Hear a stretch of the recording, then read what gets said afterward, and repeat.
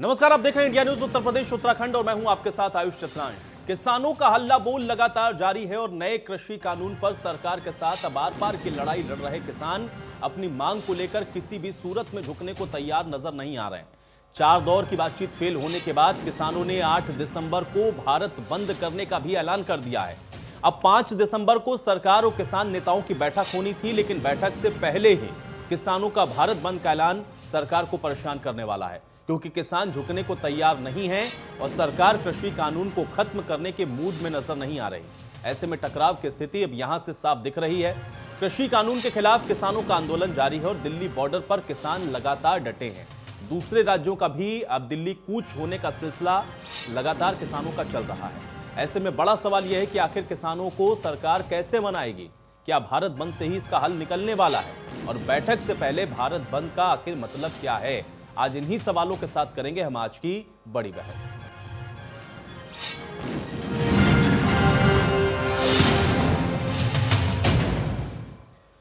तो आज की बड़ी बहस को हम आगे बढ़ाएं उससे पहले किसान नेताओं ने भारत बंद का ऐलान करते हुए क्या कुछ कहा है, आप सुनिए। ਅਸੀਂ 9 ਨੁਕਸ ਕੱਢ ਕੇ ਤਿੰਨਾਂ ਕਾਨੂੰਨਾਂ ਦੇ ਵਿੱਚ ਦੱਸੇ 9 ਕਾਨੂੰਨਾਂ ਨੂੰ ਉਹ ਸੋਧ ਕਰਨ ਲਈ ਤਿਆਰ ਹੋ ਗਈ ਸੀ ਤੇ ਦੋ ਜਿਹੜੇ ਬਿੱਲ ਨੇ ਆਰਡੀਨੈਂਸ ਨੇ ਬਿਜਲੀ ਦਾ ਤੇ ਪਰਾਲੀ ਦਾ ਉਹਨੂੰ ਵੀ ਵਾਪਸ ਲੈਣ ਲਈ ਰਾਜੀ ਹੋ ਗਈ ਸੀ ਕਿਸੇ ਹੱਦ ਤੱਕ ਤੇ ਇੱਕ ਐਮਐਸਪੀ ਤੇ ਵੀ ਕਾਨੂੰਨ ਬਣਾਉਣ ਲਈ ਤਿਆਰ ਹੋ ਗਏ ਸੀਗੇ। ਪਰ ਅਸੀਂ ਉਹਨਾਂ ਨੂੰ ਕਹਿ ਕੇ ਆਏ ਆ ਬਈ ਇਹ ਅਸੀਂ ਵਾਪਸ ਕਰਾ ਕੇ ਹੀ ਦਮ ਲਵਾਂਗੇ ਤੇ ਵਾਪਸ ਕਰਾ ਕੇ ਹੀ ਜਾਵਾਂਗੇ। ਇਹ ਕੱਲ ਦੀ ਜਿਹੜੀ ਮੀਟਿੰਗ ਦੀ ਗੱਲ ਹੋਈ ਆ।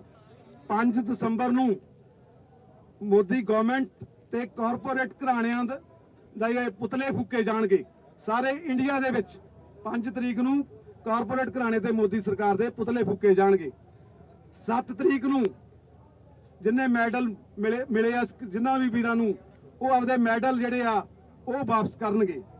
ਔਰ 8 ਤਰੀਕ ਨੂੰ ਅਸੀਂ ਕਾਲ ਦਿੱਤੀ ਆ ਪੂਰਨ ਤੌਰ ਤੇ ਭਾਰਤ ਬੰਦ ਦਾ ਸੱਦਾ ਦਿੱਤਾ। ਸਾਰਾ ਭਾਰਤ ਅਸੀਂ ਬੰਦ ਕਰ ਦਵਾਂਗੇ ਤੇ ਸਾਰੇ ਜਿਹੜੇ ਟੋਲ ਪਲਾਜ਼ੇ ਆ ਉਹ ਵੀ ਅਸੀਂ ਖਿਲਾ ਦਵਾਂਗੇ। ਇਹ ਅਸੀਂ ਅੱਜ ਜਿਹੜੀਆਂ ਕਾਲਾਂ ਦੇ ਕੇ ਆਏ ਹਾਂ। ਜਿਹੜੇ ਟੋਲ ਪਲਾਜ਼ੇ ਆ ਫ੍ਰੀ ਕਰ ਦਵਾਂਗੇ ਸਾਰੇ, ਜਿਵੇਂ ਪੰਜਾਬ ਦੇ ਵਿੱਚ ਫ੍ਰੀ ਨੇ ਇਸ ਤਰ੍ਹਾਂ ਅਸੀਂ ਇੰਡੀਆ ਦੇ ਵਿੱਚ ਵੀ ਸਾਰੇ ਉਹ ਫ੍ਰੀ ਕਰਨ ਜਾ ਰਹੇ ਹਾਂ ਇੱਕ ਦਿਨ ਲਈ। ਜਿਹੜੀ ਸਾਡੀ ਲੰਮੀ ਤਿਆਰੀ ਆ, ਸਾਡੇ ਕੋਲ ਪੂਰੀ ਸਪੋਰਟ ਸਾਰੇ ਸੂਬਿਆਂ ਤੋਂ ਆ ਰਹੀ ਆ। ਸਾਰੇ ਜਿਵੇਂ 2 ਹੀ ਰਸਤੇ ਜਿਹੜੇ ਨੇ ਯੂਪੀ ਦੇ ਵੀ ਬੰਦ ਹੋ ਚੁੱਕੇ ਨੇ, ਉੱਪਰਲਾ ਪੁਲ ਵੀ ਬੰਦ ਕਰਤਾ, ਅੱਜ ਥੱਲੇ ਵਾਲਾ ਪੁਲ ਵੀ ਬੰਦ ਕਰ ਦਿੱਤਾ। ਆਉਣ ਵਾਲੇ ਦਿਨਾਂ 'ਚ ਅਸੀਂ ਜਿਹੜੀ ਦਿੱਲੀ ਦੀ ਪੂਰਨ ਤੌਰ ਤੇ ਜਿਹੜੀ ਨਾਕਾਬੰਦੀ ਆ, ਜਿਹੜੀਆਂ 2 ਸੜਕਾਂ ਬਚਦੀਆਂ ਨੇ ਅਸੀਂ ਤਿਆਰੀ ਕਰ ਲਈ 8 ਤਰੀਕ ਤੱਕ, ਉਹ ਵੀ ਪੂਰੀ ਕੋਸ਼ਿਸ਼ ਕਰਾਂਗੇ ਤੇ ਉਹ ਪੂਰੇ ਤੌਰ ਤੇ ਜਿਹੜੇ ਨੇ ਨਾਕੇ ਬੰਦ ਕਰ ਦਿੱਤੇ ਜਾਣਗੇ। ਅੱਜ ਸਾਡੇ ਨਾਲ ਸਾਰੇ ਭਾਰਤ ਦੇ ਕਿਸਾਨ ਆ ਗਏ ਨੇ। ਕਿੱਥੇ ਬੰਗਲੌਰ ਦੇ ਵਿੱਚ ਵੀ ਧਰਨੇ ਦਿੱਤੇ ਜਾ ਰਹੇ ਆ, ਕਰਨਾਟਕਾ ਦੇ ਵਿੱਚ ਧਰਨੇ ਦਿੱਤੇ ਜਾ ਰਹੇ ਆ, ਮਹਾਰਾਸ਼ਟਰ ਦੇ ਵਿੱਚ ਵੀ ਧਰਨੇ ਦਿੱਤੇ ਜਾ ਰਹੇ ਨੇ ਤੇ ਸਾਰੀ ਲੀਡਰਸ਼ਿਪ ਸਾਡੇ ਕੋਲ ਆ ਗਈ ਆ। ਇਕੱਲਾ ਇਹ 1 ਜਾਂ 2 ਸੂਬਿਆਂ ਦਾ ਨਹੀਂ ਰਿਹਾ, ਪੂਰਨ ਤੌਰ ਤੇ ਸਾਰੇ ਨਾਲ ਸੂਬੇ ਜੁੜ ਗਏ ਨੇ ਤੇ ਅਸੀਂ ਪੂਰਨ ਇਹਨੂੰ ਸੰਘਰਸ਼ ਨੂੰ ਹੋਰ ਤੇਜ਼ ਕਰਾਂਗੇ ਤੇ ਗਵਰਨਮੈਂਟ ਨੂੰ ਝੁਕਾ ਕੇ ਹੀ ਦਮ ਲਵਾਂਗੇ, ਝੁਕਾ ਕੇ ਹੀ ਜਾਵਾਂਗੇ। ਦੇਖੋ ਤੁਸੀਂ ਪੰਜਾਬ ਤੋਂ ਕਿਵੇਂ ਗੱਡੀਆਂ ਭਰ ਕਿਵੇਂ ਰਾਸ਼ਨ ਆ ਰਿਹਾ, ਹਰ ਬੱਚੇ ਤੋਂ ਲੈ ਕੇ ਬੁੱਢੇ ਤੱਕ ਹਰ ਇੱਕ ਬੰਦਾ ਕਹਿੰਦਾ ਵੀ ਮੈਂ ਅੰਦੋਲਨ ਦਾ ਹਿੱਸਾ ਬਣਨਾ। ਹਰ ਇੱਕ ਲੋਕ ਸਾਡੇ ਕੋਲ ਆ ਰਹੇ ਨੇ। ਅਸੀਂ ਹੋਰ ਵੀ ਬੇਨਤੀ ਕਰ ਰਹੇ ਹਾਂ ਵੀ ਆ ਜੋ ਲੰਮੀ ਲੜਾਈ ਆ, ਸਾਰੇ ਜਿਹੜਾ ਬੰਦਾ ਘਰੇ ਨਾ ਰਹੇ, ਕੋਈ ਵੀਰ किसान घरे ना रहे, सारे वीर इत्थे आओ ते लंबी लड़ाई लड़न तैयार।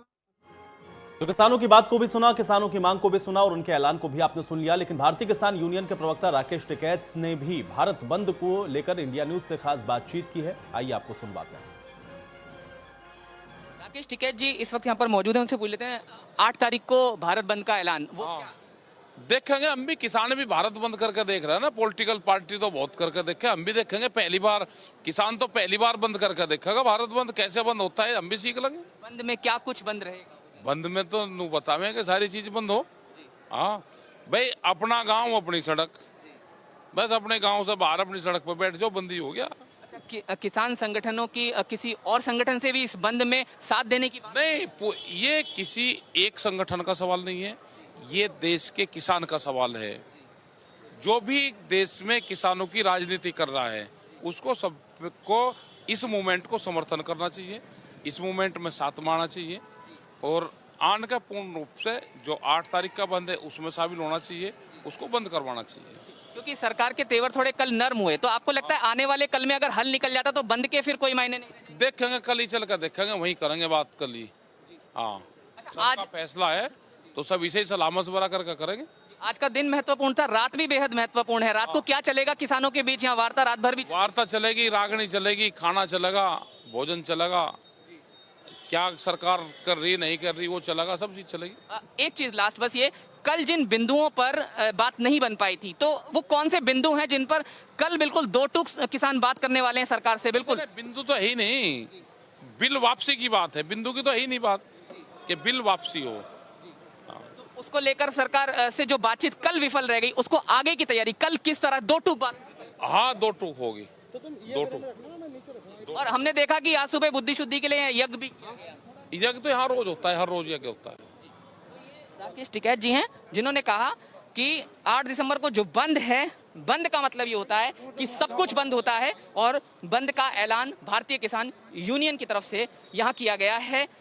गाजियाबाद में कैमरामैन अंकित के साथ जतिन गोस्वामी, इंडिया न्यूज। तो सुना आपने राकेश टिकैत को भी, इसके अलावा किसानों की तरफ से भी क्या कहा जा रहा था ये भी हमने आपको सुनवा दिया। लेकिन बड़ा और अहम सवाल अभी भी यह है, क्योंकि कल देखिए महत्वपूर्ण बैठक होनी है कृषि मंत्री के साथ में, लेकिन उससे पहले ही किसानों की तरफ से जो ऐलान कर दिया है वो परेशानी में डालने वाला है, क्योंकि 8 तारीख को भारत बंद का ऐलान किसान नेताओं की तरफ से कर दिया गया है। और अब इसी के साथ सवाल ये खड़ा होता है कि आखिर फिर इस 8 तारीख के बंद के मायने क्या समझे जाएं जब कल बैठक होनी है। यानी कि यहां से जो स्थिति है वो आप देखिए कि किस तरीके से चुनौतीपूर्ण बनती हुई साफ तौर पर नजर आ रही है, क्योंकि सरकार ये पहले ही स्पष्ट कर चुकी है कि वो बिंदुवार चर्चा के लिए तैयार है। अगर इसमें इस कानून के अंदर कोई दिक्कतें हैं तो उस पर वो बैठकर विचार विमर्श या फिर उस पर संशोधन को भी तैयार है, लेकिन ये कानून वापस नहीं लेंगे, ये इशारा कृषि मंत्री की तरफ से पहले ही किया जा चुका है। लेकिन किसान इस मांग को लेकर के लगातार डटे हुए हैं कि जब तक इन कानूनों को वापस नहीं लिया जाता है तब तक ये धरना प्रदर्शन समाप्त नहीं होगा। और शायद इसी वजह से आप देखिए कि 8 तारीख को भारत बंद का ऐलान भी कर दिया गया है। दिल्ली को भी चारों तरफ से ब्लॉक करने की बात एक बार फिर से दोहराई गई है। अब इसी के साथ जो बड़ा और अहम सवाल है वो ये बरकरार कि आखिर कल की जो बैठक है उसमें क्या कुछ निकलकर सामने आता है, क्या कल बात बनती है। और दूसरा अहम सवाल आज की बड़ी बहस का यही है कि आखिर इस भारत बंद के मायने क्या हैं। आज इसी पर चर्चा करते हैं। तमाम मेहमान मेरे साथ जुड़ चुके हैं, उनका परिचय मैं आपके साथ करवा देता हूं। कमर अली जी हमारे साथ जुड़ रहे हैं, प्रवक्ता हैं भारतीय जनता पार्टी के। कमर अली जी, बहुत स्वागत आपका इस चर्चा में। मनोज यादव जी हमारे साथ जुड़े हुए हैं, नेता हैं समाजवादी पार्टी के। मनोज जी, आपका भी बहुत स्वागत है इस चर्चा में। आर.एस. घुमन जी हमारे साथ जुड़े हुए हैं, कृषि विशेषज्ञ हैं। आर.एस. घुमन जी, आपका भी बहुत स्वागत है। और हरवीर सिंह हमारे साथ जुड़े हुए हैं, वरिष्ठ पत्रकार हैं। हरवीर सिंह जी, आपका भी बहुत स्वागत है। कमर अली जी, आज आपसे ही शुरुआत करते हैं। एक तरफ तो आप लोग कह रहे हैं इस बात को कि भाई हम लोग बातचीत के लिए तैयार हैं, कल भी बैठक होनी है, लेकिन उससे पहले अगर किसान ये कह दें कि हम 8 तारीख को भारत बंद करने वाले हैं, इसके मायने क्या समझ में आ रहे हैं आपको?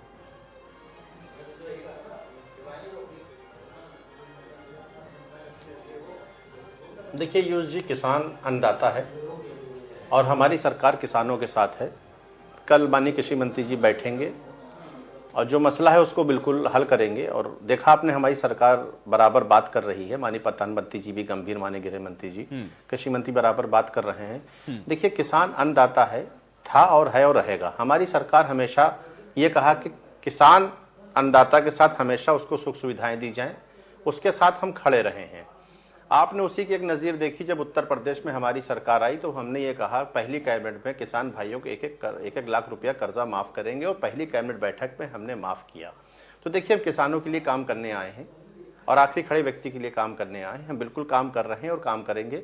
देखिए, कहीं पे कुछ चीज़ें होती है, कानून बनाना बहुत ज़रूरी होता है। कुछ मसाइल पे गलतफहमियाँ ये फैला दी गई कि मंडियाँ बंद हो जाएंगी, MSP लागू हो जाएगी, इस तरह बहुत सी बातें आई। देखिए, मंडियाँ रहेंगी किसान भाइयों के लिए, मंडियां कहीं बंद नहीं हो रही हैं। ये तो एक सुविधा दी गई थी कि हिंदुस्तान में आप कहीं भी अपना माल बेच सकते हैं। आपको ये ऑथराइज कर दिया गया था कि किसी से भी आप बात कर सकते हैं माल बेचने की। जो मंडी में बेच रहे हैं उसको बेशक आपको बेचना है। और किसान भाइयों को हम बार बार ये समझा रहे हैं, जो भी कानून बनते हैं वो देश हित में और आवाम के हित में बनते हैं। और इस बात को आप समझिए, और इस बात को बहुत लोग समझ रहे हैं, चंद लोग इस बात को नहीं समझ रहे हैं कि चंद लोग इस बात को समझ रहे हैं। आपने देखा कि कांग्रेस ने इस मामले में, मैं ये नहीं कहता हूं कि कांग्रेस राजनीतिक कर रही, लेकिन कांग्रेस को इस समय खुद समझाना चाहिए था किसान भाइयों को कि उसने, जब मुल्क आजाद हुआ हिंदुस्तान हमारा, तो किसान भाई कोई भी कर्जदार नहीं था कि किसान भाई भी कोरा कर्जदार हो। उसने क्या किया कि 65 साल में लगभग राज करने बाद किसान भाइयों को कर्जदार बना दिया, अन्नदाता को कर्जदार बनाया, जो कि बहुत गलत किया। हम फैसला जो करते हैं किसान भाइयों के हित में करते हैं। आप जानते हैं 6.5 साल में हम जो भी कमर अली जी कानून फैसले लेकर क्या लाए हैं, आए, वो समझाए आवाम भाई के हित में, कांग्रेस किसान भाइयों पार्टी के या हित अन्य में पार्टियां, लाए हैं। ऐसा कैसे देखिए, होगा? किसान भाइयों को कानून ये आप बात लाए, समझना अगर आप चाहिए। कह रहे हैं कि उनके फायदे का है तो ये आपको ही समझाना होगा ना। सवाल मेरा अभी भी आपसे वही है कमर अली जी, एक तरफ आप ये कह रहे हैं कि इनके फायदे का कानून मैं है, समझा तो दूसरी नहीं तरफ मैं आप सरकार। लोग वार्ता भी कर रहे हैं, कुछ कांग्रेस बिंदु ऐसे रहे जिस पर कृषि इसमें- मंत्री ने कहा कि ठीक है हम इस पर विचार कर सकते हैं। अगर फायदे का है तो उन बिंदुओं पर विचार फिर क्यों कर रहे हैं, मेरा पहला सवाल। दूसरा कितनी ये कि बड़ी बात आपने ये कहा कि भाई देखिए हम ये कानून वापस नहीं लेंगे, हाँ इसमें संशोधन का अगर कुछ हो सकता है तो हम वो करने को तैयार हैं, लेकिन किसान इस बात पर अड़ा हुआ है कि अगर आप वापस नहीं लेंगे तो ये आंदोलन चलता रहेगा। रास्ता क्या निकलेगा ना, या सवाल तो यही है कि वो भी अपनी बात पर अड़े हैं, आप भी अपनी बात पर अड़े हैं, अब रास्ता कैसे निकलेगा? देखिए कल नहीं, कल बैठ रहे हैं, कल बातचीत करेंगे, फिर बातचीत होगी। देखिए बैठने से बहुत मसाइल हल होते हैं, दूर दूर से कोई मसाइल हल नहीं होते हैं, जब पास में बैठते हैं तो मसाइल हल होते हैं। कल बैठ के मसाइल, मुझे उम्मीद है हमारी सरकार को कल हो जाएगा और आंदोलन ये खत्म हो जाएगा। कमर अली जी, अगर इतना आसान होता तो इतने लाखों के जो संख्या में किसान पहुंचे हैं वो शायद वहां पर एकत्रित नहीं होते। हालांकि अब उम्मीद पर दुनिया कायम है, उम्मीद हम करते हैं कि कल ही इसका हल निकल जाए। मनोज यादव जी हमारे साथ जुड़े हुए हैं, समाजवादी पार्टी के नेता। मनोज जी, कैसे देख रहे हैं, मायने क्या समझे जाएं, क्योंकि कल तो बातचीत होनी है, वार्ता होनी है, लेकिन 8 तारीख को भारत बंद का ऐलान कर दिया गया किसानों का इन सबके बीच में।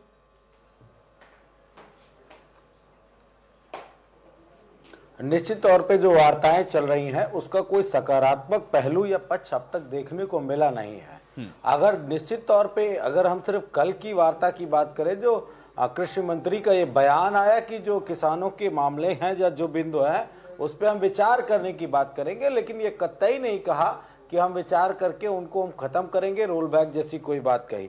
लेकिन मेरे ख्याल से हर व्यक्ति का एक टेम्परामेंट होता है आयुष जी, किसानों का भी एक अपना टेम्परामेंट है। वो 8 तारीख को हल्ला बोल और भारत बंद करने का आह्वान कर रहे हैं, और समाजवादी पार्टी भी इसमें बिना किसी राजनीति के, चूंकि हम किसी आंदोलन के हिस्से का भागीदारी नहीं बनेंगे, लेकिन उत्तर प्रदेश में समाजवादी पार्टी और देश के जिन जिन भागों पे समाजवादी पार्टी है वो 7 तारीख को सड़कों पे उतर रही है किसानों के समर्थन के लिए। हम सरकार को चिताने की कोशिश करेंगे। हमारे किसान भाई अगर दिल्ली के बॉर्डर पे हैं सरकार से बात करने के लिए, तो पूरे उत्तर प्रदेश में आंदोलन होगा, समाजवादी लोग सड़कों पे होंगे, और ये एक और दबाव बनाने का प्रयास होगा कि जो भारतवर्ष के किसान चाह रहे हैं उन किसानों की बात सरकार को सुननी पड़ेगी, माननी पड़ेगी। एक अभी बात आपने कही जो मेरे दिल को चुभ गई कि कृषि मंत्री का बयान आया है कि वो इस बिल को वापस नहीं करेंगे। तो मैं उनको बताए दे रहा हूं आपके चैनल के माध्यम से, और बीजेपी के नेता प्रवक्ता सब सुन लें कि किसान इस देश का भगवान है, ना तो इस देश के भगवान कृषि मंत्री हैं और ना ही प्रधानमंत्री जी हैं। तो इसलिए मैं अनुरोध करता हूं कि ऐसे बयानबाजी से बचें, क्योंकि पूर्व की सरकार में भी कोई बिल आया था, उस बिल को देश के किसानों ने खड़े होके सड़कों पे आके, और किस तरीके से उस बिल को, भूमि अधिग्रहण बिल को किसानों ने अपने आधार पे अपने सिस्टम से उसको बनाया था। इसलिए बहुत अहंकार मेरे ख्याल से सरकार के लिए बेहतर नहीं है। ठीक है, चलिए आपकी बात का जवाब मैं कमर अली जी से लूंगा, लेकिन चूंकि हमारे साथ कृषि विशेषज्ञ आर एस घुमन जी भी जुड़े हुए हैं। आर एस घुमन जी, राजनीतिक बातें तो होती रहेंगी, लेकिन थोड़ा मैं आपसे समझना चाहता हूं, क्योंकि एक तरफ तो ये आंदोलन है, इसके 2 पहलू हैं। एक तो ये है कि किसान ये कह रहा है कि भाई इससे हमें कोई लाभ नहीं है, बहुत सारी चीजों को लेकर के उसको डाउट्स हैं, जिसको लेकर के हम देख रहे हैं कि विरोध हो रहा है। दूसरा पक्ष ये है कि सरकार ये कह रही है कि हम तो इनके हित के लिए लेकर के आए, उसके तमाम फायदे गिना रहे हैं। आप कृषि विशेषज्ञ हैं, आप मुझे जरा इसका तकनीकी पहलू थोड़ा साथ में समझाते चलिए, और हमारे दर्शकों के लिए भी आसानी होगी। क्या वाकई में किसानों के लिए ये जो बिल है वो हितकारी है, या उससे उसको दिक्कत होने वाली है? असल जो स्थिति है वो है क्या, ये मैं थोड़ा आपसे समझना चाहूंगा।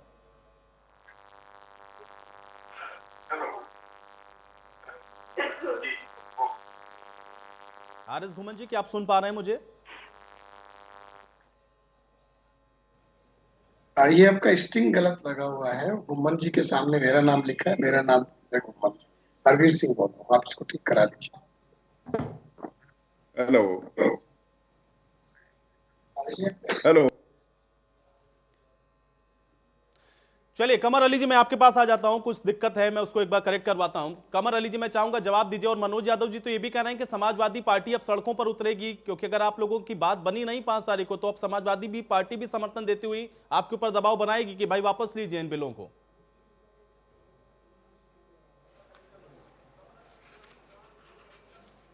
भाई हमने मना नहीं किया है।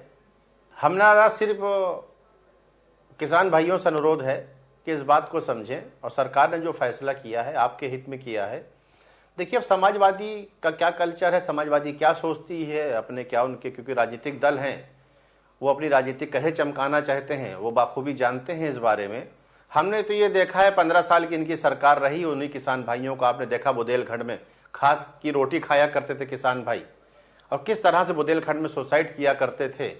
पानी के लिए भी इंतजाम कोई नहीं हुआ करता था, और किसान भाइयों कितनी चीनी मिलें बंद हो गई थी, कितनी बेच डाली गई थी, गन्ने का भुगतान नहीं होता था, हम कर्जदार था किसान भाई।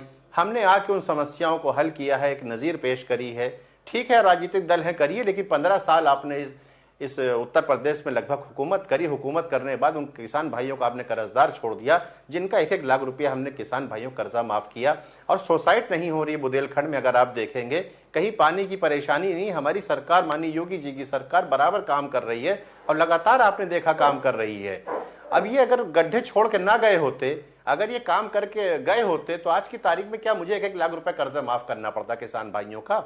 हम जो किसान भाई को लगातार काम कर रहे हैं, हमने कहा अन्नदाता है, इतनी सुख सुविधाएं आज तक किसी भी सरकार ने नहीं दी है। बातें करने दिए राजनीतिक दल हैं, समाजवादी को करने दिए, खूब अभी भाषण देंगे, खूब बताएंगे, खूब झूठ बोलेंगे, कोई दिक्कत थोड़ी है। 65 साल कांग्रेस राज करके गई है, वो भी खूब बताएंगे, खूब सराहना करेंगे, कह रहे किसान भाई बहुत बढ़िया कर रहे हैं। अरे क्या हिंदुस्तान जब आजाद हुआ कि अन्नदाता कर्जदार था? नहीं था। आपने उस अन्नदाता को कर्जदार बनाया है, और उस अन्नदाता को हम उसके अधिकार दे रहे हैं। हम उससे कह रहे हैं कि आप मंडी में भी बेचिए, और जहां आपको उचित दाम मिले वहां भी आप बेचिए। बड़ा महत्वपूर्ण सवाल है, क्योंकि आप तो कह रहे हैं आप अधिकार दे रहे हैं, लेकिन किसान कह रहा है कि हमको भाई चाहिए नहीं, और वो विरोध कर रहा है। ये कैसा बिल है, यही तो समझाना है ना आपको, और आप समझा भी नहीं पा रहे हैं। धूमन साहब के पास में जाऊंगा। आर एस धूमन जी, आप अगर मुझे सुन पा रहे हो, सवाल यही है, क्योंकि ये जो बिल आया है, क्या वाकई में इससे किसानों का जो फायदा है वो नहीं हो रहा है, या इसकी टेक्निकलिटीज क्या है? थोड़ा तकनीकी पक्ष में आपसे समझना चाहूंगा। मैं पहली बात तो ये कहना चाहूंगा कि अगर ये किसानों के हित में है, तीनों ऑर्डिनेंस के जरिए जो कानून बने हैं, तो किसानों को मान लेना चाहिए। अगर किसान नहीं मान रहे तो इसका मतलब है कि किसानों के हित में नहीं है। मैंने जो इन कानूनों को बहुत संजीदगी से पढ़ा है, 5 जून से पढ़ रहा हूँ, ऑर्डिनेंस भी पढ़े थे, एक्ट भी पढ़े, लॉ भी पढ़ा, लेकिन मुझे एक भी बात ऐसी नहीं मिली जो किसानों की फेवर करती हो, क्योंकि ये किसानों के नाम पर किसी और को फेवर करने के लिए कानून बनाए जा रहे हैं। और इसमें ये सोचो कि सरकार पर WTO का भी दबाव है, सरकार पर जो बिग कॉरपोरेशंस हैं ग्लोबल, उनका भी दबाव है, और सरकार पर इंडियन जो कॉरपोरेट है उसका भी दबाव है कि अगर आपने खेती को और प्रफुल्लित करना है और किसानों को बाहर निकालना है खेती से, तो यही एक रूट है। मैं पूछता हूं कि ऐसी कौन सी इमरजेंसी थी जो कोविड के दौरान ये सरकार ऑर्डिनेंस लेकर आई, क्योंकि सारा देश तो कोविड से लड़ रहा था और सरकार को जल्दी थी कि ये कानून, ऐसा कोई आग लगी हुई है किसानों पर, कोई पहाड़ गिरने वाला है, अगर ये कानून ना बनाए गए तो किसान मारे जाएंगे। अगर ये कानून बनाने थे तो डिबेट कर बना। अब जो किसानों से बात कर रहे हैं, तो पहले भी तो ये बात हो सकती थी। दूसरी बात मैं अभी पहले स्लॉट में कहना चाहता हूँ कि अगर ये जो कानून है, हिंदुस्तान का जो कॉन्स्टिट्यूशन है वो बताता है कि ये एग्रीकल्चर स्टेट लिस्ट में है, खास करके जेडे 2 एम्पावरमेंट एक्ट वाला और दूसरा जो कॉन्ट्रैक्ट फार्मिंग वाला, वो फार्मर्स को एम्पावर करने के लिए और कॉन्ट्रैक्ट के लिए जो है वो जो अमेंडमेंट करनी है, उसमें जो भी शोध करनी है, जो नए कानून बनाने हैं, वो स्टेट के अधिकार क्षेत्र में आता है। ये स्टेट की ऑटोनॉमी पर भी अटैक है और कॉन्स्टिट्यूशन के उल्ट है। और सबसे बड़ी बात है कि जिन पे फेवर में ये कर रहे हैं वो क्या बेवकूफ है कि उनको समझ नहीं आ रही कि सरकार हमारा इतना बड़ा फायदा कर रही है, एक खास बिल लेकर आए हैं और हम मान नहीं रहे। धूमन साहब, अब मैं इसका जवाब ले लूंगा। कमर अली जी हमारे साथ हैं, लेकिन हरवीर सिंह जी हमारे साथ वरिष्ठ पत्रकार भी जुड़े हुए हैं, उनका भी एक कमेंट चाहता हूं। हरवीर जी, मैं ये आपसे समझना चाह रहा हूं, क्योंकि मैं ये देख रहे हैं हम लोग कि 5 तारीख को चूंकि कल बैठना है, बैठक होनी है, लेकिन उससे पहले अगर किसान संगठन ये कहें कि हम 8 तारीख को भारत बंद करने वाले हैं, इसके मायने क्या है? और दूसरा जो पक्ष यहाँ पे आर एस घुमन साहब समझा रहे हैं कि अगर किसानों के हित में होता तो किसान समझ जाते, असल स्थिति कैसे देख रहे हैं आप एक वरिष्ठ पत्रकार होने के नाते, और ये 8 तारीख का जो बंद है इसके मायने क्या समझे जाए? असल में देखिए कि कल की मीटिंग से मुझे लग रहा है किसानों को बहुत ज्यादा उम्मीदें नहीं है, इसलिए 8 तारीख के बंद की बात उन्होंने की है। ये प्रेशर टैक्टिक्स है, जितना दबाव बना सकते हैं उतना बनाएंगे। और अभी तक सरकार का ये था कि हम कुछ मान लेंगे। पहले 2 मीटिंग तो प्रेजेंटेशन में ही निकल गई, समझाने के लिए हमको समझा देते हैं इसके फायदे। तो भाई 6 महीने हो गए, फायदे जिसको समझना था समझ गया, जो नहीं समझा वो सड़क पे आ गया। तो इसलिए ये नॉन सीरियसनेस जो रही, पहली 3-4 मीटिंग तो ऐसे भी थी। सबसे पहले मीटिंग में तो कृषि मंत्री नहीं आए थे, पंजाब के फार्मर आए और लौट के चले गए वहां से कृषि भवन से। तो ये नॉन सीरियसनेस जो शुरू में रही, उससे लोगों का गुस्सा और बढ़ा है। और मेरे ख्याल से कल काफी क्रूशियल मीटिंग है, लेकिन मुझे जो लगता है कि कल की मीटिंग में कोई ऐसा समाधान निकलने की गुंजाइश नहीं है, क्योंकि किसान कह रहे हैं तीनों जो आपके कानून है उनको वापस लो। सरकार ने कहा ये कानून ठीक है, अब वो कह रहे हैं कि थोड़ा इसको सुधार की गुंजाइश है तो सुधार देते हैं। तो पॉइंट यही आ रहा है कि वो शायद जो सुधार की बात कर रहे हैं उस पर किसान नहीं मानेंगे, मुझे ऐसा लगता है।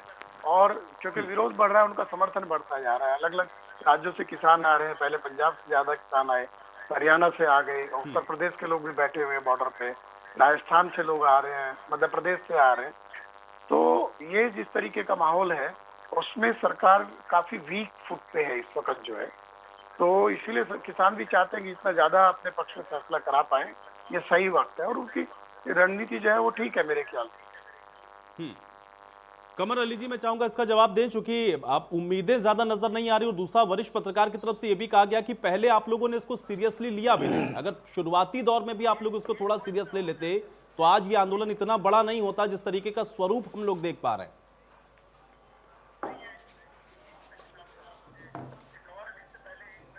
देखिए, अभी वरिष्ठ पत्रकार जी ने एक बात कही कि पंजाब से कुछ लोग चले, कुछ राजस्थान से भी आ रहे हैं। देखिए, इस बात को समझना होगा, किसान भाइयों को मैं अनुरोध करूंगा सबसे, इसमें राजनीतिक दल राजनीतिक बिल्कुल ना करें, उनको अन्नदाता माने और उनके हित में है, लोग इसको तोड़ मड़ोड़ के पेश ना करें। अगर कहीं कोई कमी है, मैं फिर बता दूं आपको, कहीं कोई कमी लगती, आइए हम कल बैठ के आपसे बात कर रहे हैं। अगर आपको लगता है कहीं विचार विमर्श की जरूरत है, आइए, इसलिए हम बात कर रहे हैं आपसे। देखिए, जब कोई चीज बनती है, कानून बनता है, तो हो सकता है कि आप कहें कि ये हित में नहीं है मेरे, लेकिन हमारी सरकार कह रही है कि आइए हम आपसे फिर बैठ के बात करेंगे, कल बात होने दीजिए, और मुझे लगता है सब बातचीत ठीक ठाक होगी और ये आंदोलन खत्म हो जाएगा। ठीक है, यही तो मैं आपसे समझना चाह रहा हूं ना, क्योंकि आप ये कह रहे हैं कि ये बातचीत होगी, आंदोलन खत्म हो जाएगा, लेकिन किसान तो इस बात पर अड़ा है ना कि आप इसको वापस लीजिए। और अभी कृषि विशेषज्ञ भी यही बात कह रहे थे कि अगर मानना होता तो वो मान गया, वो तो कह ही रहा है कि भाई इसको वापस लीजिए, हमारे हित का है ही नहीं। सवाल तो यही है ना कि इनको कैसे समझाएंगे? आप भी कह रहे हैं, प्रधानमंत्री भी कह रहे हैं, लेकिन किसान तो नहीं मान रहे ना।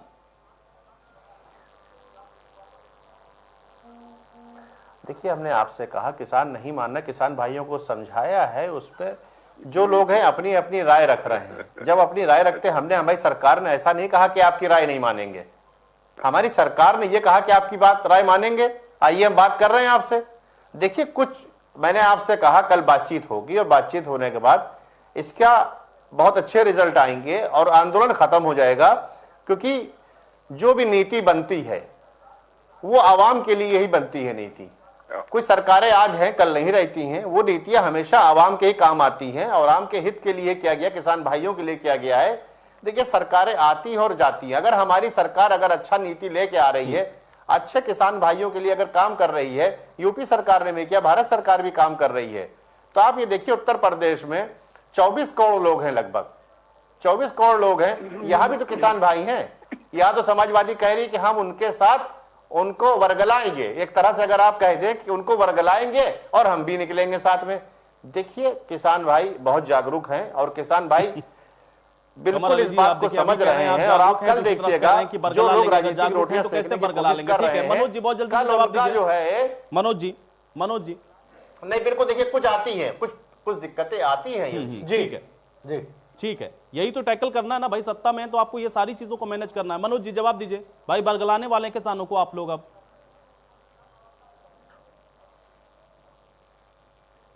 देखिए, अगर हमें हमारे किसान हमारे बरगलाने में आ जाते तो 2019 में उत्तर प्रदेश में 60 से 65 सीटें हम जीत लेते।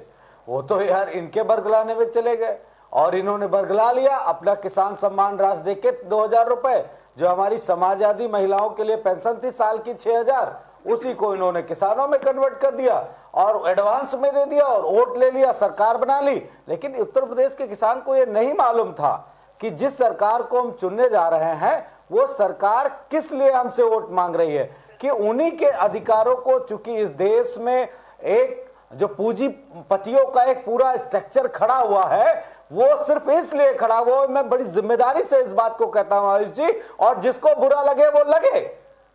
आज अगर किसान अपने अन्न के दानों का मूल्य का निर्धारण स्वयं करना शुरू कर दे, इस देश का पूंजीपति का स्ट्रक्चर धड़ाम से गिर जाएगा। कोई इस देश में पूंजीपति नहीं रह जाएगा। लेकिन चूंकि उसको ये राइट नहीं है, हजारों लाखों मैट्रिक टन गेहूं हो, धान हो, सब्जियां हो, फल हो, उन सारी चीजों का मूल्य का निर्धारण किसान स्वयं नहीं कर सकता है। और मैं बार बार उदाहरण देता हूं। चलिए, मनोज जी से मेरा संपर्क टूट गया है। मैं एक बार घूमन जी आपके पास फिर से आऊंगा। घूमन जी, ये बड़ा महत्वपूर्ण है, क्योंकि एक तरफ तो आप ये भी कह रहे हैं कि भाई हम बातचीत करने के लिए तैयार हैं, बातचीत के लिए जा रहे हैं। उम्मीद तो ये है ना कि बातचीत से रास्ता निकलेगा, लेकिन उन सब के बीच में अगर भारत बंद का ऐलान करने लग जाए, ये उग्रता आखिर इसके मायने समझे क्या जाए? देखिए, बात ये है कि ये अच्छी बात है कि बातचीत चल रही है और लेट्स होप के कल की बातचीत से कोई सार्थक नतीजे निकले। लेकिन सरकार का स्टैंड भी 5 जून से आज तक बदला नहीं। वो भी कह रही है कि ये कानून बहुत अच्छे हैं, हम इनको वापस नहीं लेंगे। किसानों से उन्होंने पहले ऑब्जेक्शंस ले लिए कि उनकी क्या क्या ऑब्जेक्शंस हैं। पहले 9 दिए, फिर 13 दिए, 22 ऑब्जेक्शंस उन्होंने तीनों कानूनों में निकाल कर दिए हैं। और वो अब जो सुनने में आ रहा है कि सरकार कह रही है कि हम उनको चेंज मतलब उसमें अमेंडमेंट करने को तैयार है, और किसान कह रहे हैं कि हमें अमेंडमेंट। लेकिन घूमन साहब, एक चीज मैं और समझना चाहूंगा, चूंकि आप तो कृषि विशेषज्ञ हैं, मुझे थोड़ा सा और बेहतर बताएं। मुझे लगता है दर्शकों के लिए भी बहुत आसानी होगी। अगर आप कह रहे हैं कि पहले 9 थे, 9 पॉइंट्स के बाद अब ये बढ़ते बढ़ते 22 हो गए, अगर 22 पॉइंट्स पर सरकार कह रही है कि वो विचार करने के लिए तैयार है, या 22 में से ज्यादातर पर अगर वो विचार करने के लिए तैयार है, तो इस बात पर अड़ना क्यों कि भाई इस पूरे कानून को ही वापस ले लीजिए? ऐसा नहीं, विचार तो कर रही है ना गवर्नमेंट, ये उग्रता क्यों नजर आ रही है? ये बहुत बेसिक सवाल है। ये ध्यान इसलिए कर रही है कि इन सरकार किसानों का प्रेशर अब बढ़ रहा है और सेक्शंस के भी किसानों को सपोर्ट मिल रही है, इसलिए कर रही है। पहले तो एक ही बात पर अड़े थे ना, अब भी इनकी पोजीशन यही है कि हम वापस नहीं करेंगे, अमेंडमेंट कर सकते हैं। लेकिन अमेंडमेंट वो 22 से 9 में होती है, 2 में होती है, 3 में होती है, किसानों को इस पर कोई भरोसा नहीं है। मैं ये कहने वाला हूं कि अगर 3 कानूनों में इतने नुक्स हैं तो एक बार पार्लियामेंट का सेशन बुलाकर डिबेट कर ली जाए, स्टेट्स को ऑन बोर्ड लिया जाए, किसानों की जो जथेबंदियां उनको ऑर्गेनाइज उनको ऑन बोर्ड लेकर तो डिबेट करके देख लें कि अगर वापस करने से नए कानून जो किसानों के कंसर्न है नए कानूनों में एड्रेस कर लें, या फिर किसानों के एड्रेस कर इन्हीं में अमेंडमेंट कर लें। वो तो वन तरफा सरकार वन साइडेड ही कर रही है। शुरू से 5 जून से 3 जून से हुआ, 5 जून को नोटिफिकेशन हुआ, और ये एक ऑर्डिनेंस का जो रूट था वही गलत था। लेकिन सरकार की पोजीशन अभी भी वही है कि वो ये तो कह रही है कि हम अमेंडमेंट कर लेंगे, लेकिन सरकार की जो क्रेडिबिलिटी है उस पर किसानों को अभी यकीन नहीं है, डाउट है। हरवीर सिंह जी, ये एक वरिष्ठ पत्रकार होने के नाते आप भी जरा बताइए, क्योंकि एक तो मैं ये भी जानना चाहूंगा कि भाई अगर किसान ये कह रहा है कि हम बातचीत के लिए जा रहे हैं, या सरकार कह रही है कि हम इन पॉइंट्स पर विचार करने के लिए तैयार हैं, तो फिर ये जो जल्दबाजी है, या फिर हम ये कहें कि ये जो आक्रामकता है वो क्यों नजर आ रही है?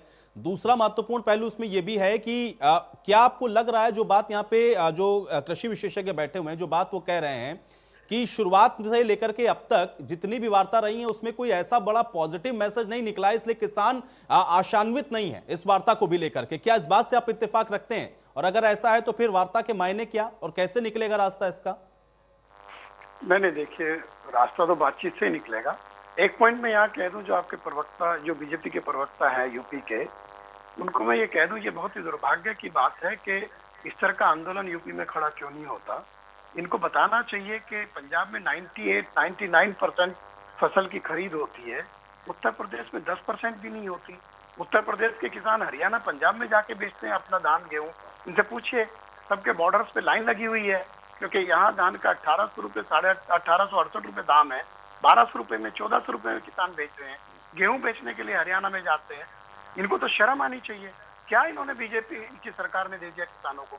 आपको पता है गन्ना किसानों का पिछले साल का 4,500 करोड़ बकाया अभी तक। जब सीजन शुरू हुआ तो 8,500 करोड़ बकाया था। 3 साल से दाम नहीं बढ़ा। तीसरा क्रशिंग सीजन शुरू हो गया, 1 महीने से ज्यादा हो गया, 14 दिन में पेमेंट होती है। आपने 1 पैसा दाम नहीं बढ़ाया गन्ने का यूपी में, और आप कहते हैं हम किसानों के लिए बहुत अच्छा काम करते हैं। तो इतना अच्छा मत कीजिए शायद। और मुझे लग रहा है कि अगर इस तरीके का रोष ये पंजाब हरियाणा के किसानों देखकर यूपी में आता, हालांकि कुछ लोग आए हैं यूपी की तरफ से भी, गाजीपुर बॉर्डर पे बैठे हुए हैं, तो एक तो मैं ये खारिज करता हूँ कि यूपी में बहुत बुरा हाल है किसान का। ये लोग खरीद नहीं करते, कोई व्यवस्था नहीं करते। 27 गाँव के ऊपर 1 परचेज सेंटर इन्होंने लगाया। पंजाब में 2 गाँव पे 1 परचेज सेंटर है, तेलंगाना में 7 गाँव पे 1 सेंटर है। मध्य प्रदेश जैसा पहले जो राज्य कृषि में पिछड़ा हुआ था, उसने पंजाब के बराबर गेहूं की खरीद की है। और यूपी में पूछिए, लोग 30 लाख टन तक पहुंचे हैं। कौन सी दुनिया में रहते हैं ये लोग? लेकिन अनफॉर्चुनेटली यूपी का किसान शायद या तो उतना जागरूक नहीं है। बिहार में जहाँ एमएसपी नहीं मिलता उन्होंने भी वोट दिया। तो जो आदमी अपने हक को लेकर के जागरूक ही नहीं है, जो खुद ही गरीब बना रहना चाहते हो बना रहे, जो जिन लोगों ने देखा है, जिनको छीनने का डर है उन्हें मिला है, वो मुखर होकर आंदोलन कर रहे हैं, उनको करना चाहिए, उनका हक बनता है। और दूसरा पॉइंट ये है कि देखिए कि ये मसला काफी गंभीर है। जितनी हड़बड़ी में, जैसे घुमन साहब ने भी कहा है कि 5 जून को जो ऑर्डिनेंस लाए गए थे, कोई जरूरत नहीं थी। ऐसा क्या हो गया था देश में कि 3 कानून आप कोविड के बीच में ऑर्डिनेंस के माध्यम से लाए? आपने संसद में उसके ऊपर प्रॉपर डिबेट नहीं कराई।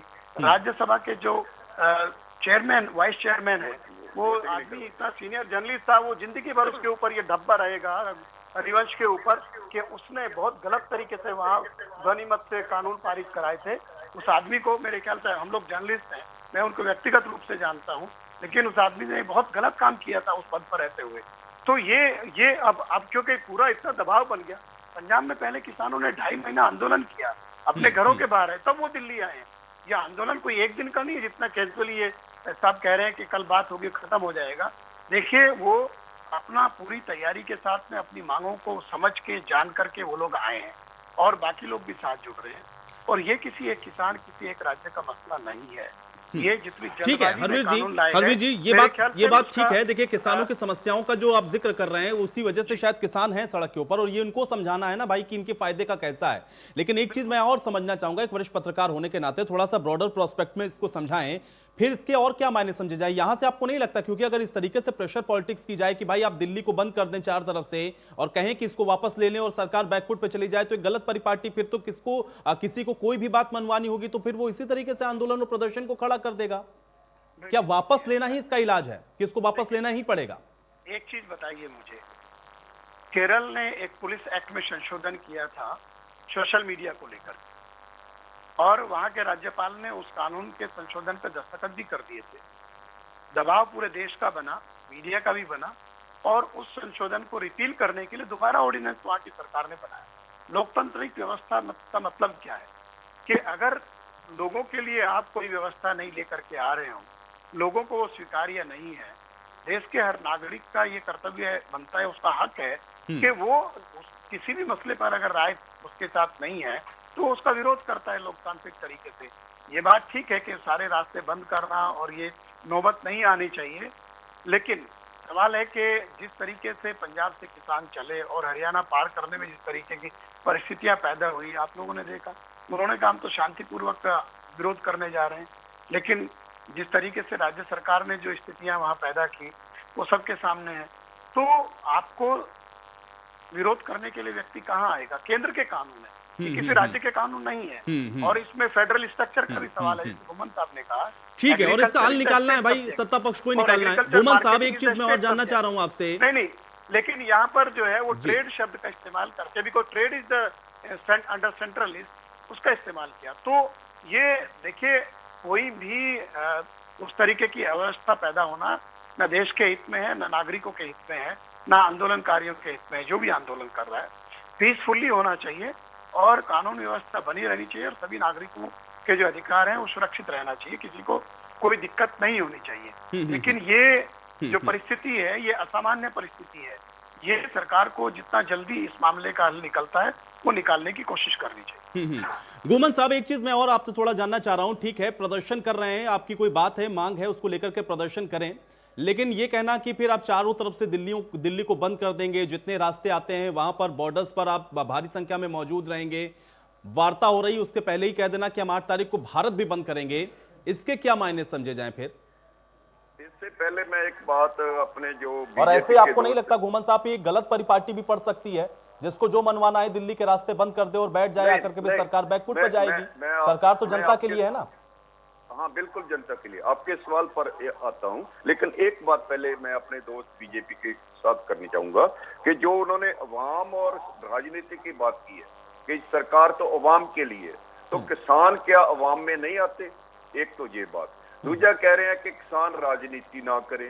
भाई बीजेपी को राजनीति करने का हक है और किसी को राजनीति करने का हक नहीं, ये दूसरी बात है। और तीसरी बात जो आपका सवाल है कि अगर सरकार 2.5 महीने से कोई बात सुन नहीं रही, वो दिल्ली आ रहे हैं, तो दिल्ली के आने के बाद भी वो टाल मटोल कर रहे हैं, सीरियसली बातचीत कर नहीं रहे, तो इसका मतलब क्या है? मतलब है कि किसानों को वो प्रेशर बिल्ड करने के लिए मजबूर कर रही है। और किसानों के पास क्या रास्ता है और कि वो दिल्ली को, देखिए किसान कोई शौक से एजिटेशन नहीं कर रहे, वो इस ठंड में सड़कों पर बैठे हैं शौक से। नहीं घुमन साहब, देखिए प्रदर्शन से किसी को, भाई प्रदर्शन का तो अधिकार सबको है ना, लेकिन ये कहना भाई आम जनता, जैसे किसान आम जनता है वैसे ही आम जनता तो दिल्ली के अंदर भी रह रही है, अगर लोग उसके बीच में फंस जाएं, आप चारों तरफ से बॉर्डर को लॉक करने के लिए कह दें, तो फिर दिक्कत ये है ना कि वो भी तो आम जनता ही है ना जो पिस रही है। इसका इलाज क्या आपको नहीं लगता? प्रदर्शन तो कर रहे हैं, अच्छी बात है, हल निकल जाए उससे भी अच्छी बात है, लेकिन ये कहना कि हम चारों तरफ से बंद कर देंगे, बॉर्डर को सील कर देंगे, इसके क्या मायने? देखिए मैं आपसे सहमत हूं कि दिल्ली के लोगों को भी, उनके भी अधिकार हैं, उनका भी, वो भी आम जनता है, उनको प्रॉब्लम नहीं आनी चाहिए, लेकिन इसके जिम्मेवारी केवल और केवल किसानों पर नहीं है। जो केंद्र सरकार है उसने ऐसे हालात पैदा किए कि किसानों को ये करना पड़ा। अगर केंद्र सरकार ऐसे हालात ना करती तो किसानों को ये करना नहीं पड़ता। मुझे लगता है कि अब भी किसानों को भी सोचना चाहिए। अगर मुझे आपसे ही मैं सवाल पूछता हूँ कि अगर सरकार उनकी बात नहीं सुन रही तो वो क्या करें? वो दिल्ली, वो उनका अपना प्रेशर बिल्ड करेंगे, सरकार भी अपना प्रेशर बिल्डअप कर रही है, वापस उन्होंने वो जो सारा पैरा पुलिस फोर्स है वो लगा दी है पूरी, और हो सकता है कोई कानूनी चाराजोई भी सरकार करे। तो इसका मतलब है कि ये टकराव सरकार की तरफ से भी है और किसानों की तरफ से। किसान तो अपनी डिमांड मनवाने के लिए जा रहे हैं। किसानों को अगर जिस दिन लगा कि ठीक है वो हमारी सरकार है, हमें वो हमारी बातें मान रही है, तो विड्रॉ कर लेंगे, उनको कोई शौक नहीं है। लेकिन ये बात सही है कि दिल्ली के लोगों को तकलीफ तो होगी, लेकिन दिल्ली के लोग भी आज तक उनको सपोर्ट कर रहे हैं। लेकिन कल उस बातचीत से क्या निकलता है, आगे क्या होगा, ये तो मैं भी नहीं कह सकता, आप भी नहीं कह सकते। बिल्कुल हम उम्मीद कर सकते हैं घुमन साहब, हम उम्मीद कर सकते हैं और उम्मीद करते हैं कि कुछ बेहतर इसका निष्कर्ष निकल जाए। कमर अली जी, आप अभी ये कह रहे थे कि भाई देखिए हम मना लेंगे किसानों से, 4 दौर की वार्ता तो कर चुके, कल 5वें में भी बैठने वाले हैं, लेकिन किसानों को ही भरोसा नहीं है आपके ऊपर, क्योंकि अगर भरोसा होता तो 8 तारीख के ये भारत बंद का ऐलान नहीं होता। कमर अली जी, यहां से पिक्चर तो एकदम स्पष्ट है कि आप कल बैठ करके भले ही कुछ चर्चा करें, लेकिन 8 तारीख को बंद वो पहले ही ऐलान कर चुके हैं। मतलब उनका भरोसा आपके ऊपर नहीं है और आप कह रहे हैं कि आप जनता और आवाम के लिए काम कर रहे हैं। भाई ये भी तो किसान आपकी आवाम है ना, भरोसा क्यों नहीं आपके ऊपर? देखिए हरवीर सिंह जी ने एक बात कही थी कि उत्तर प्रदेश के किसान जागरूक क्यों नहीं है। बहुत तकलीफ वाली बात इन्होंने करी कि जागरूक क्यों नहीं है। देखिए सबसे बड़ा सूबा है हिंदुस्तान का, ये सबसे बड़ा 24 करोड़ का सूबा है ये, सबसे ज़्यादा किसान यहाँ रहता है, और आपने कहा जागरूक नहीं है। मेरे भाई आपकी जानकारी, क्योंकि आप वरिष्ठ पत्रकार की हैसियत से बैठे हैं और वरिष्ठ पत्रकार आप हैं, उस वक्त कहाँ थे जब बुंदेलखंड में लोग फांसी लगाते थे, घास पे रोटी खाते थे? क्या उस वक्त जागरूक नहीं थे किसान? जब यहाँ पर का गेहूं जो था खरीदा नहीं जाता था, यहाँ पर का गेहूं जो उत्तर प्रदेश का होता था खरीदा नहीं जाता था, उसको व्यापारियों को दे दिया जाता था। और जो राशन की दुकानें होती हैं उस पे मालूम है आपको कहां से गेहूं आता था? हरियाणा सरकार से गेहूं आता था, हरियाणा सरकार से। उन बोरियों पे लिखा होता था, जो गरीबों को राशन बांटा जाता था उस पे लिखा होता था हरियाणा सरकार। मैं आपको बता दूं कि मुझे जमीनी क्योंकि हरियाणा सरकार लिखा होता था। इस उत्तर प्रदेश का गेहूं बाजरा खरीद पहली बार हमारी सरकार में हुआ है। आज दुगनी हम कर रहे हैं, किसान हमारे वक्त पे सुसाइड नहीं कर रहा। बता रहे जागरूक नहीं उत्तर प्रदेश का, क्या कहना चाहते हैं आप? आंकड़े देखो आप। अरे भाई मैं बता रहा हूँ, आपको बताइए आंकड़े मुझे। आप उत्तर प्रदेश आपने अन्नदाता को कहा जागरूक नहीं है। अरे अन्नदाता को ठगा गया है, मालूम है आपको? अन्नदाता को सुसाइड कराया हरवीर सिंह जी। चलिए एक तरफा बात ठीक है, वो सवाल मैं हरवीर जी से भी पूछूंगा। हरवीर जी के उसके मायने क्या क्या, आशाएं क्या है, वो स्पष्ट कर देंगे। लेकिन हरवीर जी आप थोड़ा सा कल की बैठक और ये जो 8 तारीख का भारत बंद है उस पर रहेंगे। मुझे ये बताइए कमर अली जी मुझे बताइए कि किसान भाई आपसे आपके ऊपर डाउट में क्यों है जी? क्योंकि अगर कल बैठक हो रही है तो किसान ये चर्चा कल भी कर सकता था, भारत बंद का आह्वान बाद में भी हो सकता था। लेकिन अगर वो 8 तारीख भारत बंद का आह्वान कर रहा है, मतलब उसको पता है कि कल की मीटिंग में क्या होने वाला है। वो भरोसा ही नहीं कर रहा है आपके ऊपर, और आप कह रहे हैं कि किसानों के फायदे का कानून है। वो भरोसा ही नहीं कर रहा है आपके ऊपर। देखिए, और जो भरोसा नहीं कर रहा उसको समझाएंगे कैसे? बेशक। अब आप ये बताइए, वरिष्ठ पत्रकार होकर अगर ये कहे कि उत्तर प्रदेश के लोग जागरूक नहीं, देखिए आयुष जी बात को पूरा आने दीजिए। अगर ये वरिष्ठ पत्रकार इस चैनल पे बैठ के कहें कि उत्तर प्रदेश का किसान जागरूक नहीं है, अरे भाई खुशहाल उत्तर प्रदेश का बाजरा पहली बार हमने खरीद करी है, मंडियों में हम मैं क्या बोल रहा हूँ आपको, आप बताइए मुझे 3 साल कोई से खरीद में गड़बड़ी पाई जाती है ये तो तीसरा सीजन है। देखा है, मैं क्या बोल रहा हूँ, तीसरा सीजन है, गन्ने का दाम क्यों नहीं बढ़ाया आपने? काम कराते हैं एसएपी जो है स्टेट एडवाइस जी। गन्ने का सुनिए, जब सबसे पहले मेरी सरकार बनी, 1 मिनट, 36,000 सुनिए, अरे सुन तो लीजिए, वरिष्ठ पत्रकार हैं आप, क्योंकि मैं तो बच्चा हूं आपके आगे, आप योग आदमी हैं, हमारी बात सुन लिए। 36,000 करोड़ रुपए का पहला भुगतान हमने किया है, जो कि पिछली सरकार का था गन्ने का। मैं आपको गन्ने का बता रहा हूं, 36,000 करोड़ पहला भुगतान किया हमारी सरकार ने। और उसके बाद जो चीनी मिलें बेच डाली गई थी उसको हमने चालू भी किया साथ। जो आप लोग, मैं क्या बोल रहा हूँ, 32,000 35,000 करोड़ का आपने इस बार गन्ना कुल आपने नहीं, वो शुगर मिल्स ने खरीदा। पहली तो बात आपकी जेब से नहीं जाता। 35,000 करोड़ का इस बार खरीदा है और आपने 36,000 करोड़ का पिछले साल कर दिया था। अरे तो आप पहले नंबर चेक करके आया करो, समझ रहे हैं आप? दूसरे ये है कि 36,000 करोड़ का जब सरकार हमारी आई है, बात सुनिए, पिछली सरकारों का बाकी था। ये बताइए आप मुझे, वरिष्ठ पत्रकार जी बात समझिए, पिछली सरकारों का बाकी था, पिछली सरकारों का बाकी था, कुछ नहीं था यार। हमारी सरकार ने आके सबसे पहला जो 17 में किया है किसान भाइयों पिछली सरकारों का भी कुछ नहीं होता है। बात कर जैसे एरियर आपका इस बार बताया है, पिछले साल बताया था। आपको पता है जब शुगर मिल बंद हुई 12,000 करोड़ का एरियर था उस वक्त, 2016 31/3/2016 मैं क्या बोल रहा हूँ, मैं आपको बता रहा हूँ। चलिए ठीक है, बंद हुई, जब शुगर मिल बंद हुई 12,000 करोड़। मनोज जी कुछ कहना चाह रहे हैं? कमर अली जी ठीक है, अब मनोज यादव जी को सुन लेते हैं। कमर अली जी ठीक है, 14 दिन में कमर अली जी बस ये समझाइए किसानों को। कमर अली जी सब समझाना है किसानों को, 12,500 करोड़ यही सब समझाना है। और कृषि कानून को लेकर के समझा सकते थोड़ा किसानों को, ठीक है, हो गया। एक सेकंड, किसानों के साथ अन्याय किया, उन्होंने भी 3 साल दाम नहीं बढ़ाया, उसी का फल जी। मनोज जी 3 साल उन्होंने नहीं बढ़ाया, 3 साल आपने नहीं बढ़ाया, 7 साल में 35 हम तो पेमेंट उनका लगातार कर रहे हैं जो सरकारों का बाकी था। मैं क्या अरे उनका क्या हो रहा है, ये आपको अपनी जेब से कर रहे हैं क्या भाई? ये शुगर मिल को पेमेंट कर रहा है, प्राइवेट शुगर मिल है उसने खरीदा, उसको पेमेंट करना है। आपके सरकार के बजट में से कर रहे हैं ये पेमेंट, जो भी पिछले। अच्छा एक बात बताइए, ये मैं क्या बोल रहा हूँ, जो आप कर रहे हैं, पिछली बार जो सरकारों का में जो कोऑपरेटिव मिल है और जो सरकार ने सरकारी मिल है उनका शेयर है कितना, 10% बचा है, 90% प्राइवेट मिलों का है। प्राइवेट वाला अब आप कल को कहो कि किसी ने गाड़ी खरीदी हमने पेमेंट कर, अरे भाई जिससे गाड़ी खरीदी प्राइवेट दुकान से उसको पेमेंट किया। This is not your task, but you are a mediator. आप एसएपी में ट्राइपार्टाइट एग्रीमेंट होता है, किसान के जब पैसे बाकी हैं तो अगर हमने अगर बढ़ चढ़ के हमने हिस्सा लिया है तो किसको कहेंगे आप? क्या बहुजन समाज पार्टी, समाजवादी, आपको पता है कि चलिए ठीक है अभी साहब, ठीक है अभी साहब प्रत्यारोप से बाहर आ जाते हैं। ठीक है चलिए आपको पता है कि मनोज जी, अभी भी मनोज जी इलाहाबाद हाई कोर्ट ठीक है में शुगर केन ठीक है, अरविंद सिंह एक सेकंड शांत हो जाए। मनोज जी, भुगतान के लिए कमर अली जी ठीक है, अब आप लोग यही उत्तर प्रदेश के, के आप लोग उत्तर प्रदेश के ही चर्चा में फंस गए। ठीक है अभी किसान बैठा हुआ है भाई और 8 तारीख को भारत बंद कर रहा है। मनोज यादव जी, मनोज यादव जी, मनोज जी, मनोज जी ठीक है अरविंद जी मैं आऊंगा अभी आपके पास। मनोज जी एक सेकंड, मनोज जी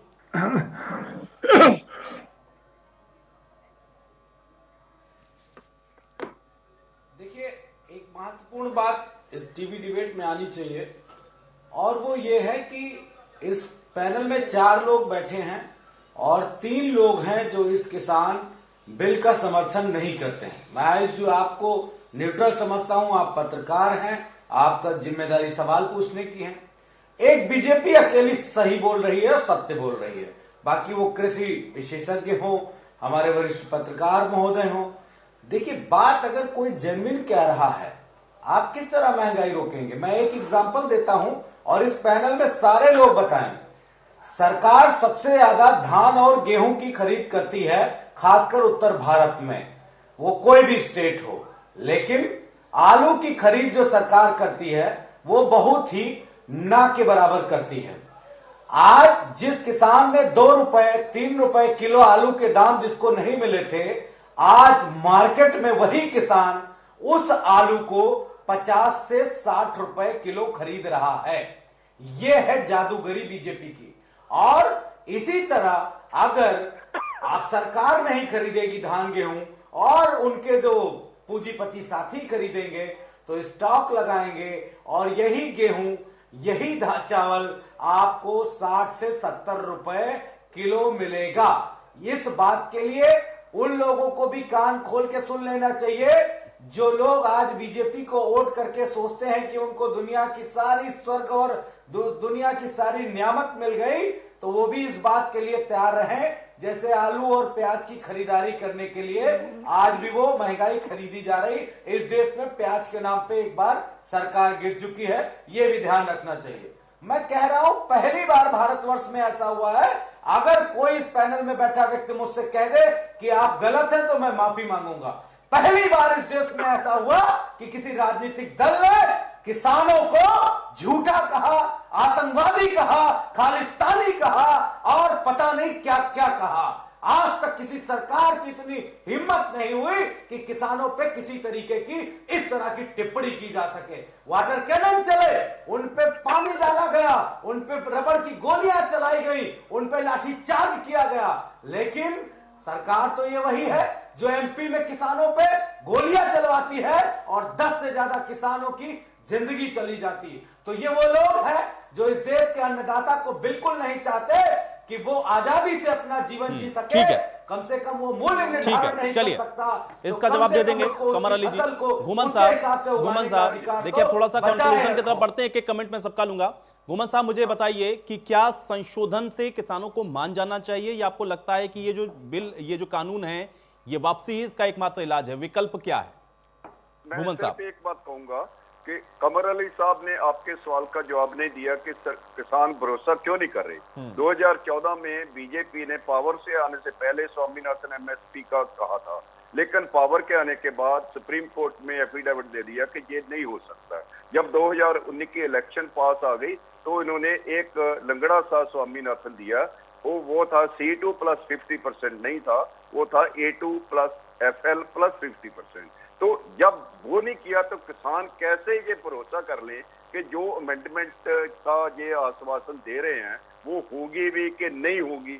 एक बात। दूसरा, यूएनओ और फूड सिक्योरिटी जो है वो कह रही है कि फूड इनसिक्योरिटी होने वाली है, तो अगर आप फूड सिक्योरिटी प्रोवाइड करने वाले जो प्रांत है उनको मार देंगे तो फूड सिक्योरिटी कहां? तीसरी बात, सुषमा स्वराज जी और जेटली जी बीजेपी के बहुत कदावर लीडर थे, उन्होंने ही पार्लियामेंट में कहा था कि ये जो कानून ये जो यूपीए ला रही है कि मार्केट फ्री कर रही है, किसानों को मार देगी। अगर ये इतनी बढ़िया है तो अमेरिका में वॉलमार्ट किसानों का क्यों नहीं फायदा कर सकी? क्यों हंड्रेड्स ऑफ बिलियंस किसानों को सब्सिडी दे रही है? वो वहां तो किसान 2% हैं पूरी वर्कफोर्स का, जहां 50% है वर्कफोर्स का। क्या ये सरवाइव कर सकेंगे? लास्ट बात जो मैं कहनी है, कि शांता कुमार की बेटी ने ये कहा कि 6% किसानों को मिल रही है एमएसपी, उसका इन्होंने इंटरप्रिटेशन ये किया कि इसको बंद ही कर दो, इसका फायदा नहीं है। होना तो ये चाहिए था कि जो 23 फसलों पर एमएसपी निर्धारित होती है उन सभी को 100% दे। आखिरी बात मैं कह के बंद करूंगा कि क्यों सरकार इसको लीगल नहीं करना चाहती, क्योंकि मोनोपोली परचेज करना, मोनोपोली सेल करना चाहती है। मोनोपोली जो थोड़े से खरीदने वाले रहेंगे, जब एपीएमसी और एमएसपी डिसमेंटल हो जाएगा, थोड़े से खरीदने वाले रहेंगे, तो वो मोनोपोली और किसानों को अपनी मर्जी पर खरीदेंगे और एमएसपी नहीं दे। अगर एमएसपी लीगल हो जाती है तो लीगल बन जाएगा, अगर वो इससे कम खरीदते हैं तो इलीगल हो जाएगा, इलीगल होगा तो उनका मुकदमा चलेगा। और सरकार नहीं चाहती कि जिनके लिए कानून कारपोरेट के लिए लाए उस पर कोई मुकदमा चले। हरवीर सिंह जी, मुझे ये बताइए कि अगर किसान ये मान चुका है और उसका भरोसा नहीं है सरकार के ऊपर, तो फिर कल तो बैठक के कोई मायने नहीं रहते किसान की नजर से, अगर उसके पर्सपेक्टिव से हम लोग देखें। और 8 तारीख तो भारत बंद का भी ऐलान कर दिया है, तो फिर तो सरकार को जाना चाहिए इनके द्वार पर, वही हल निकालेगी। फिर कल की मीटिंग का फिर क्या मतलब और क्या मकसद रह जाता है अगर 8 तारीख के भारत बंद का ऐलान है तो?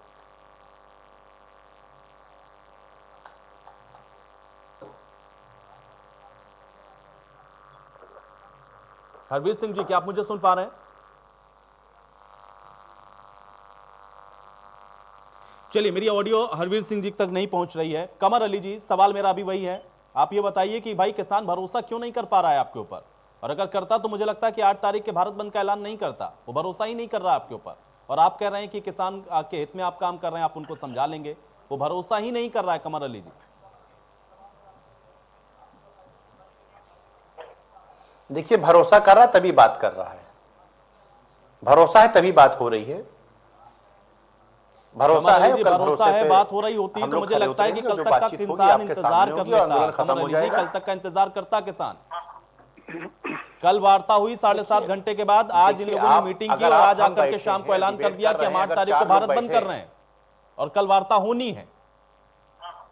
भरोसा कहां है आपके ऊपर? और अगर होता तो मुझे लगता है कल का इंतजार तो करते। वो तो सीधे कह रहा है वापस ले लीजिए, हम चले जाएंगे, नहीं तो हम 8 तारीख को भारत बंद कर रहे हैं, आप कल बैठक करते रहिए हमारे साथ। वो जान रहा है कि उस बैठक में आप वापस नहीं लेने वाले। कमर अली जी, वो भरोसा नहीं कर रहा है आपके ऊपर। कल इसका हल निकलेगा। और नहीं, बिल्कुल, देखिए, भरोसा कर रहे हैं जब भी कल बैठक में जा रहे हैं, इस बात पे भी ध्यान रखिए आप। अगर भरोसा ना कर रहे तो कल बैठक में ना जाते। भरोसा कर रहे इसलिए कल बैठक में जा रहे हैं। देखिए, कल समस्या का समाधान हो जाएगा और कल आंदोलन खत्म हो जाएगा। मैं आपको बता दूं, किसान भाई बहुत जागरूक हैं, अन्नदाता हैं, उनके ऊपर तमाम तरह की जिम्मेदारियां रहती हैं, रोड ब्लॉक हैं, लोग आ रहे हैं, जा रहे हैं, आवाम को परेशानी हो रही है।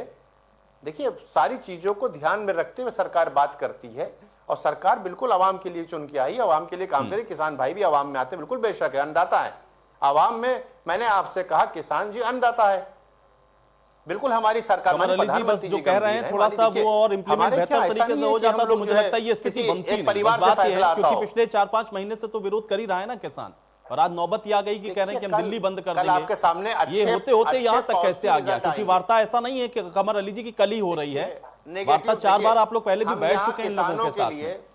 हरवीर जी, मुझे ये बताइए कि अगर भरोसा नहीं है, सवाल मैं दोहरा देता हूं हरवीर सिंह जी, अगर भरोसा नहीं है तो फिर कल के मुलाकात के मायने क्या? और अगर ये भरोसा कर रहे हैं कि हाँ कल बातचीत से समाधान निकल सकता है, तो फिर 8 तारीख के भारत बंद के क्या मायने? नहीं, देखिए, भरोसा तो करना पड़ेगा और दोनों पक्षों को करना पड़ेगा। अगर आप भरोसा, क्योंकि सरकार है, केंद्र की सरकार है, देश की सरकार है, उसके साथ ही आपको बात करनी है। और जब अगर बात नहीं करेंगे आप तो कोई हल इसका नहीं निकलेगा। लेकिन ये मैं पहले भी जैसे मैंने कहा, ये 8 तारीख का बंद हो सकता है कि एक तरीके की प्रेशर टैक्टिक्स है कि कल की बातचीत में ज्यादा शायद कुछ इस तरीके का समाधान निकालने की तरफ सरकार जाए, तो किसानों ने अपना जो रुख जो है उसमें ये दिखाने की कोशिश की है कि वो सख्त रुख उनका है, वो अभी पीछे हटने वाले नहीं है। तो इसलिए उम्मीद है कि इससे बीच का कोई रास्ता निकले। हो सकता है कल बातचीत में कुछ निकलेगा, पूरा हल निकलना मुझे तो उम्मीद अभी कल का उतना नहीं है, लेकिन कुछ हो सकता है एक स्टेप आगे बढ़े और उसके बाद बातचीत हो। चलिए, इसी उम्मीद के साथ आज की ये चर्चा भी यहीं समाप्त करेंगे कि कल इसका कोई समाधान निकल आए, ताकि जो आम जनता है उसको किसी तरह की परेशानी ना हो और किसानों की भी समस्या का हल हो जाए। बहुत शुक्रिया आप सभी का समय निकालने के लिए, इस चर्चा का हिस्सा बनने के लिए। और इसी के साथ आज बड़ी बहस में मेरे साथ फिलहाल इतना ही।